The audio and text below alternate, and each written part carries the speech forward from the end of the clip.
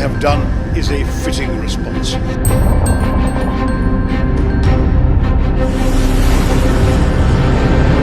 The two bases that were targeted by India were the headquarters of the Lashkar-e-Taiba and the Jaish-e-Mohammed.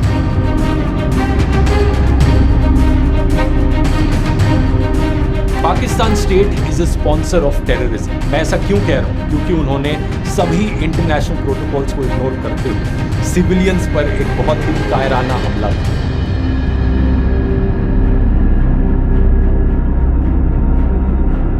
अस्सलाम वालेकुम, मैं हूँ उमर भट्ट।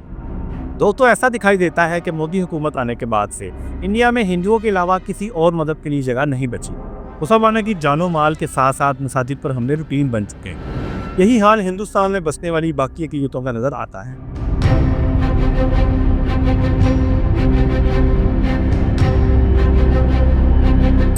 इस तारीख तौर और हिंदुत्व के शोर गुल के बीचों बीच में इक्का दुक्का लिबरल और सेकुलर आवाज़ें सुनने को मिल जाती थी। इन आवाज़ों में अरुंधति राय जैसी बेबाक नडर राइटर, शशि थरूर जैसे सेकुलर सियासतदान, बरकत दत्त और राजजीत सरदेसाई जैसे बहादुर सहाफ़ी और ध्रुव राठी जैसे नडर कंटेंट क्रिएटर भी शामिल थे। कहते हैं नज़रिए का पता उस वक्त चलता है जब इंसान किसी इम्तिहान से अफसोस से कहना पड़ता है कि भारत से उठने वाली ज़्यादातर गैर जानिबदार आवाज़ें भी हिंदुत्व के इंतहा पसंद नज़रिए की भेंट चढ़।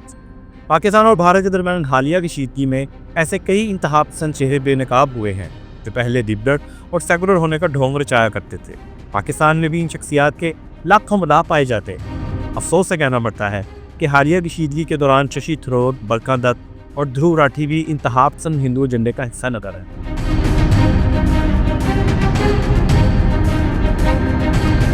बीजेपी हुकूमत को जवाब तक कराने की बजाय उन्होंने इंडियन नेशनलिज्म का लिबादा ओढ़कर पाकिस्तान को निशाने पर रख लिया। आज इस वीलॉग में हम देखेंगे कि इन तीनों इंडियन ने पाकिस्तान के साथ कशीदगी शुरू होते ही किस तरह रंग बदला, उन्होंने किस तरह खुशी खुशी हिंदुत्व इंतहा पसंदी के एजेंडे को आगे बढ़ाया, किसने बेबुनियाद इल्ज़ामात, फेक न्यूज़ और एकतरफा तजज़िये से पाकिस्तान को आलमी सतह पर बदनाम करने की कोशिश की। मेरे साथ रहिए।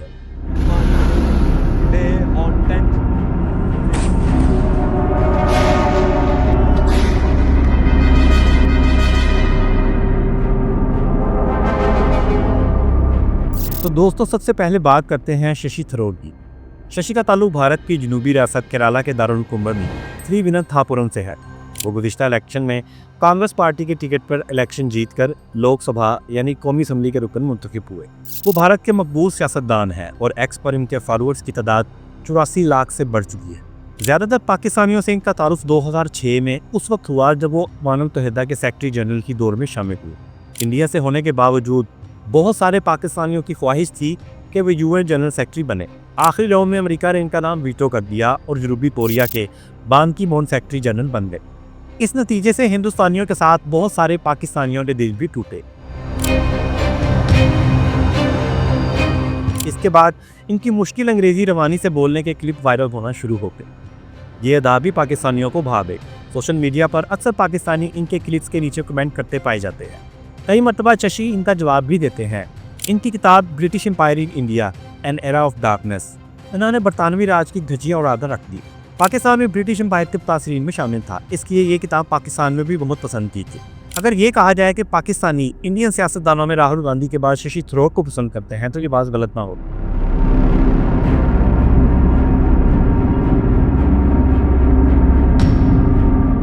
पाकिस्तानियों से शशि थरूर का तारुफ एक लिबरल, सेकुलर, रोशन ख्याल और मुतवाज़िन सियासतदान का था। पाकिस्तान और भारत के दरमियान पहलगाम हमले को लेकर होने वाली लड़ाई में शशि थरूर का पूरा तारुफ ही बदल कर रख दिया।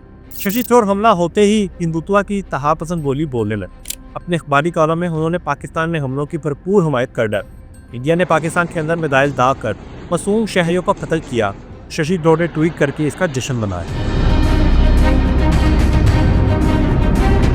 और बात यही खत्म नहीं हुई। शशि थरूर इंटरनेशनल मीडिया पर जाकर बार बार पाकिस्तान को दहशतगर्द स्टेट करार देते।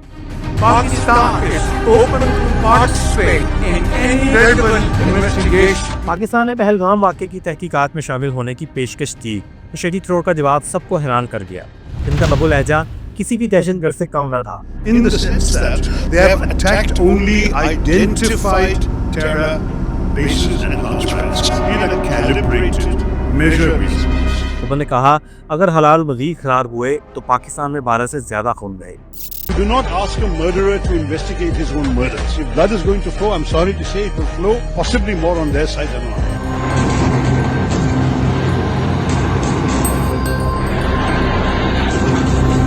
शशि को पसंद करने वाले किसी भी शख्स के लिए ये बात अनहोनी थी, लेकिन शशि उस वक्त तक पूरी तरह हिंदुत्व के तर्जुमान बन चुके थे। बीजेपी हुकूमत के पागलपन का दिफा करते हुए शशि थरूर इतना आगे निकल गए कि लोगों ने लिखना शुरू कर दिया कि वो बीजेपी में शामिल होने वाले हैं। कांग्रेस पार्टी के एक हालिया इजलास में पार्टी ने खुद को शशि थरूर के बयान से अलग कर लिए। पार्टी ने इनका नाम लिए बगैर वार्निंग दी कि कोई भी शख्स पार्टी पॉलिसी से हटकर बात ना करे।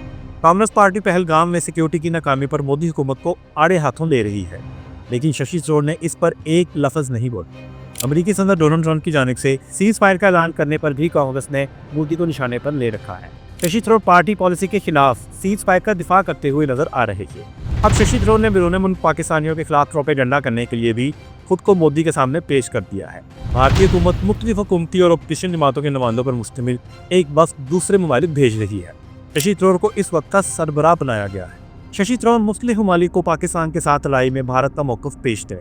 मुझ समेत पाकिस्तानियों की बहुत बड़ी तादाद ने शशि थरूर को फॉलो करना ही छोड़ दिया।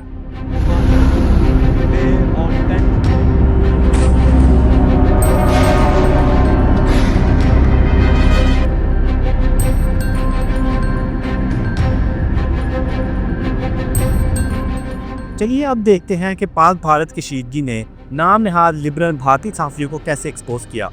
बरखा दत्त अपनी बेबाक और तगड़ी सहाफ़त के लिए जानी जाती है। वो इन गिने चुने भारतीय सहाफ़ियों में शामिल हैं जिन्हें पाकिस्तान में भी लोग जानते और पहचानते हैं। बरखा की सहाफ़त पर नज़र दौड़ाएं तो वो ज़्यादातर गैर जायज़दार और जुर्ममंदाना रिपोर्टिंग करती ही नजर आती है। और यही वजह है कि एक्स पर इनके फॉलोअर्स की तादाद 70 लाख के करीब पहुँच चुकी है।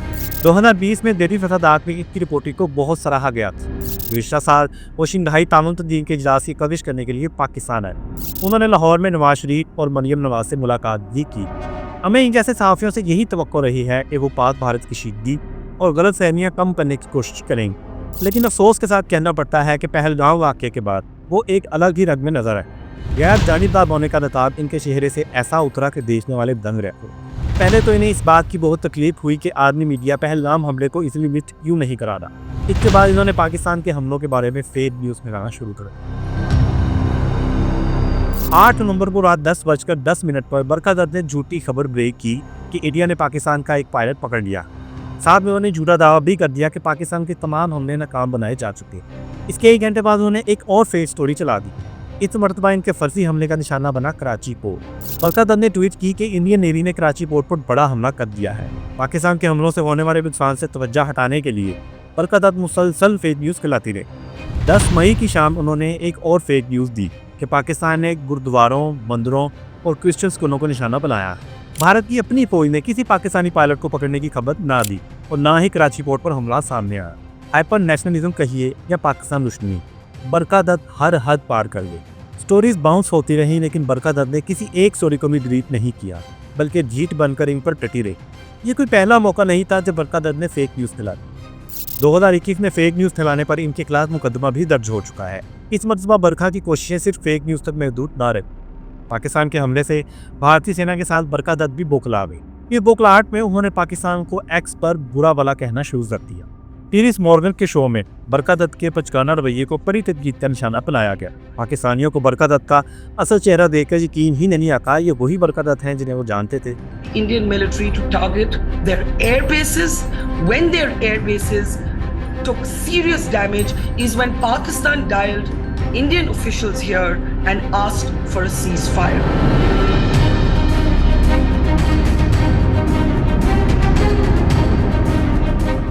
अब बात करते हैं ध्रुव राठी की।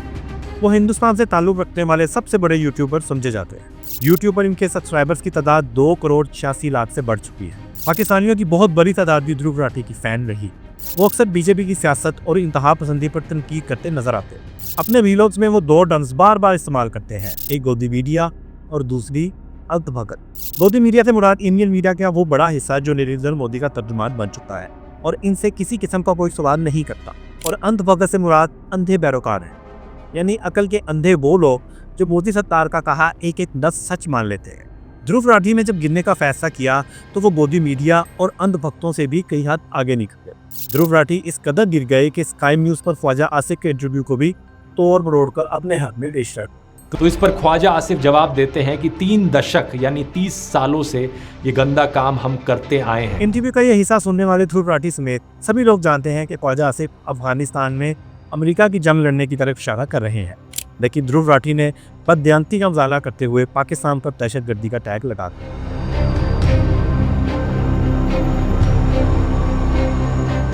पाकिस्तान के नामवर कंटेंट क्रिएटर फैसल वराइश ने ध्रुव राठी के एक जहरीले मीलों का इंतहाई मुनासिब पोस्टमार्टम किया है। फैसल वराइश लिखते हैं कि राठी भी अदनाब गोस्वामी की तरह के हैं, लेकिन उन्होंने पॉपुलर एडिटिंग स्टाइल अपनाए रखा है। वो कहते हैं कि इस लड़ाई में बहुत से इंडियन सेकुलर व्लॉगर्स को बेनकाब किया है और राठी सिलसिले में एक टेक्स्ट बुक केस है। इन्हें ये भी नहीं कि FATF कैसे काम करता है। वो पाकिस्तानियों का दोस्त होने का ढोंग रचाकर अपने फॉलोअर से कहते हैं कि वो इनकी वीडियो FATF जैसे इदारों को टैग कर ताकि वो पाकिस्तान के खिलाफ एक्शन ले। वो जिस भारतीय मीडिया को हर दूसरे वीलॉग में गोदी मीडिया होने का ताना देते हैं, अपने वीलॉग में इसी गोदी मीडिया की झूठी रिपोर्टिंग की बुनियाद पर पाकिस्तान मुखालिफ केस बनाने की कोशिश करते हैं। वो इस बात का जिक्र भी कोल कर जाते हैं कि इंडिया, कनाडा और पाकिस्तान ने दहशतगर्दी करते पकड़ा जा चुका है। अमेरिका इंडिया की दहशतगर्दी की कोशिश नाकाम बना चुका है। इस तरह वो अंतभगत होने का पूरा सबूत देते हैं। फैसल वराइश का कहना है कि अपनी सुस्त और सिलेक्टिव रिसर्च के जरिए राठी ने हिंदुत्व का एजेंडा आगे बढ़ा रहा है। राठी ने इस वीडियो के कमेंट सेक्शन में बेशुमार पाकिस्तानियों ने निशानदेही की है।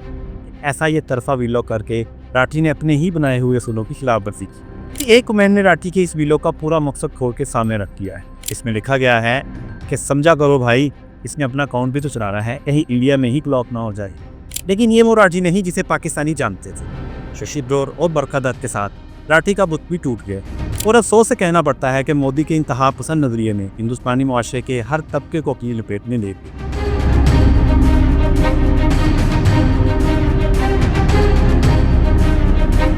यहाँ सवाल ये पैदा होता है, अगर ये तीनों शख्सियात ये ना करती तो क्या करती? इसका जवाब बहुत सादा है। वारदात चाहे छोटी हो या बड़ी, सबसे पहला स्टेप इसकी तहकीकात का होता है। क्या वजह है इन तीनों ने पहलगाम हमले की तहकीकात कराने की बात नहीं? ऐसे हसास मौकाबात पर सियाहों को सिक्योरिटी नाम फ्राहम करना भी कई सवालों को जन्म देता है। क्या वजह है इन तीनों ने सिक्योरिटी से मुतल्लिक एक सवाल भी नहीं उठाया? पाकिस्तान ने हमले की गैर जानिबदाराना तहकीकात का मुतालबा किया तो इन तीनों ने इस मुतालबे का जिक्र क्यों नहीं किया? हमने अपनी हुकूमत से ये सवाल क्यों नहीं पूछा कि किन सबूतों की बुनियाद पर पाकिस्तान को जिम्मेदार ठहराया जाता है? एक कहावत है कि किसी नज़रिए के पैरोकार ना सीधा सोच सकते हैं और ना सीधा देख सकते हैं। हुआ के नज़रिए से मुतासिर ये तीनों नाम नहाज सेकुलर और लिबरल इंडियंस भी गैर जानिबदार होकर सोचने के लिए से आ रही।